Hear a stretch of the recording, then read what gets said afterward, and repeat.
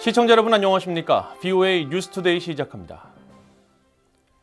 미국 국무장관이 올 한 해를 결산하면서 미한일 3국 협력의 새로운 시대를 맞았으며 중국이 제기하는 도전에 긴밀하게 공조하고 있다고 밝혔습니다. 나토 주재의 미국 대사는 나토와 인도태평양 협력국들이 안보 협력을 강화해야 할 때라고 강조했습니다.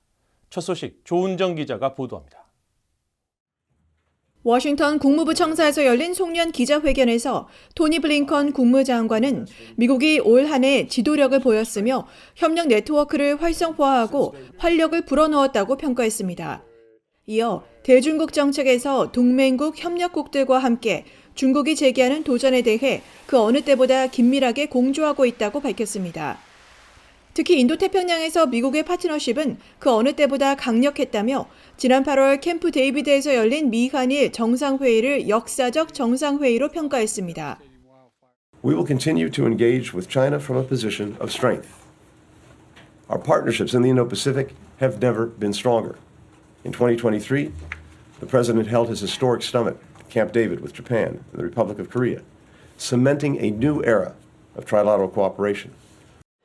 블링컨 장관은 또 북대서양 조약기구 나토와 인도태평양 동맹국들 사이의 협력과 조율을 심화하기 위해 노력하고 있다고 밝혔습니다.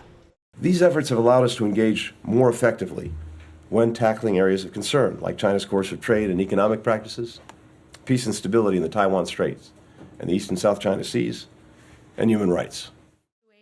줄리안 스미스 나토 주재 미국 대사는 일본과 한국 방문 결과를 설명하는 20일 전화 기자회견에서 나토가 인도태평양 협력국들 한국, 일본, 호주, 뉴질랜드 등과 협력해 안정성과 안보를 강화하고자 한다고 밝혔습니다.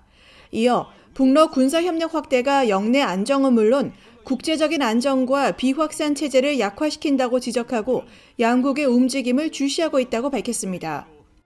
We've been very strong in our condemnation for the DPRK or to the DPRK for providing that kind of equipment to the Russians, which no doubt will be used to attack the Ukrainian people, Ukrainian cities, and further Russia's illegitimate war. We're certainly going to continue to monitor this situation for any additional arms shipments to Russia. And we're also increasingly concerned, by the way, about Russia's own assistance to the DPRK. 스미스 대사는 북한이 러시아 지원에 대한 대가로 전투기, 지대공 미사일 같은 첨단 군사 기술을 러시아에서 제공받길 원한다면서 나토가 이 같은 위협을 더 면밀히 검토하고 위협을 완화하기 위한 새로운 노력을 해야 할 때라고 강조했습니다. VOA 뉴스 조은정입니다. 미국 내 공관에서 근무하는 북한 등 적성국 외교관들에게 더욱 엄격한 보고 요건을 요구하는 법안이 미국 상원에서 발의됐습니다.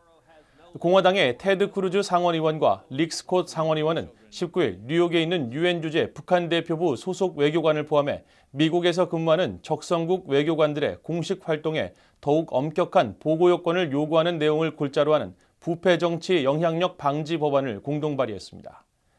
법안에 따르면 북한과 중국, 러시아, 이란, 쿠바 등에서 파견돼 미국 내 공관에서 일하는 관리들이 미국의 주정부 혹은 지자체 관리와 공식 회의를 하거나 미국 교육기관 또는 연구기관을 공식 방문할 경우 이 사실을 국무부에 사전 통보하도록 했습니다. 또 관리들은 공식 접촉 전 최소 72시간, 즉 3일 전에 통보해야 하며 날짜와 장소, 참석자 명단, 목적 등을 보고해야 합니다. 미국 국무부 민주주의 인권노동국이 북한의 인권 증진과 정보 접근을 위해 활동하고 있는 국내외 비정부 기구와 국제기구, 교육기관들을 위한 기금 지원 공고를 발표했습니다. 국무부는 19일 홈페이지를 통해 대북 정보 유입과 내부 정보 유출, 그리고 북한 내 정보 유통을 촉진하는 사업에 최소 10만에서 최대 150만 달러를 지원한다고 밝혔으며 지원 대상에는 민주주의, 인권, 자유를 주제로 한 대북 라디오 방송을 비롯해 북한 당국의 외부 정보 차단 우회 기술, 대북 정보 유입용 소프트웨어와 하드웨어 개발 등의 활동이 포함되었습니다. 국무부는 또 이와는 별도로 북한 내 인권과 기본적 자유 증진을 위한 사업에 최소 10만 달러에서 최대 125만 달러를 지원하는 계획도 발표하고 초국가적 억압을 포함한 심각한 인권 침해에 대한 책임 강화와 여성과 소녀에 대한 권리 증진, 노동자 보호 강화, 장애인 권리 증진에 초점을 맞췄습니다. 국무부의 이번 지원에 관심이 있는 단체는 공고가 게시된 19일부터 내년 1월 26일까지 미국 정부 기금 공모 웹사이트를 통해 신청할 수 있습니다. 북한의 조직적이고 광범위한 인권 침해를 규탄하는 북한인권결의안이 19년 연속 유엔 총회에서 채택되고 강제북송 금지를 촉구하는 내용이 추가됐습니다. 미국의 인권 전문가들은 중국과 북한의 인권 유림 책임자들에게 끝까지 책임을 추궁해야 한다고 말했습니다. 안준호 기자가 보도합니다. 미국 뉴욕 유엔 본부에서 열린 제50차 유엔 총회 본회의에서 북한인권 결의안이 표결 없이 컨센서스 전원 합의로 채택됐습니다. 북한인권 결의안은 지난 2005년부터 19년 연속 채택됐습니다. 올해 결의안에는 특히 탈북민의 강제북송 중단을 촉구하며 강제송환 금지 원칙을 명시한 고문방지 협약이 새롭게 추가됐습니다. 고문방지 협약은 난민 지위 여부와 관계없이 어떤 당사국도 고문받을 위험이 있다고 믿을 만한 상당한 근거가 있는 다른 나라로 개인을 추방, 송환하거나 인도할 수 없다고 규정하고 있습니다. 결의안에는 또 강제노동 등 인권 침해 행위와 한국군 포로, 납치, 억류자 문제, 책임자 국제형사재판소의 회부 권고 등 북한의 조직적이고 광범위한 인권 침해를 가장 강력한 용어로 규탄한다는 문구가 포함됐습니다. 미국의 인권 전문가들은 결의안에 대해 열악한 북한의 인권 상황에 대한 국제사회의 광범위한 우려를 대변한다고 지적했습니다. 로버트 킹 전 미국 국무부 북한인권 특사는 특히 중국의 탈북민 강제 북송은 명백한 유엔 인권 규정 위반이라고 밝히고 국제사회가 해당 문제에 대해 지속적으로 문제를 제기해야 한다고 강조했습니다. I think at this point what we try to do is raise the issue, criticize the Chinese, and hope that they no longer protect the North Korean regime, which has very little credibility in the United Nations. It's outrageous that the Chinese are repatriating these individuals against their will to North Korea. 수전 숄티 북한 자유연합 의장은 북한 권력자에게 인권 문제에 대해 끝까지 책임을 추궁해야 한다고 밝혔습니다.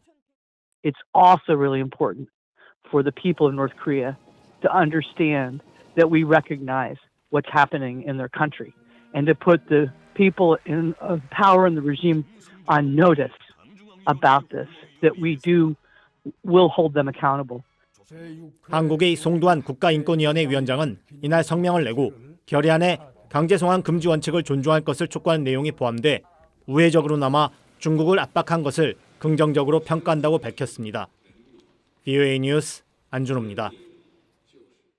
호주와 뉴질랜드, 스웨덴이 최근 북한의 연이은 탄도미사일 발사를 규탄하고 북한의 인권 개선과 신뢰 구축에 힘쓸 것을 촉구했습니다.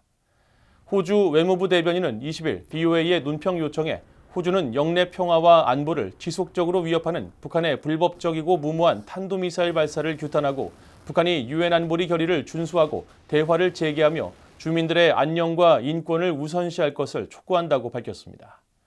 뉴질랜드 외교통상부 대변인도 VOA에 북한의 탄도미사일 발사는 영내 긴장을 더욱 고조시키는 도발적인 행위라면서 뉴질랜드는 이 같은 행위를 규탄하는데 우리의 파트너들과 함께한다고 밝혔습니다.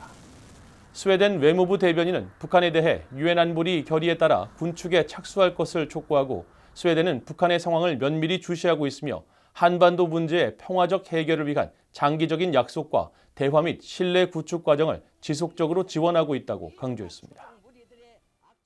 이상으로 VOA 뉴스투데이를 모두 마칩니다. 시청해주신 여러분 고맙습니다.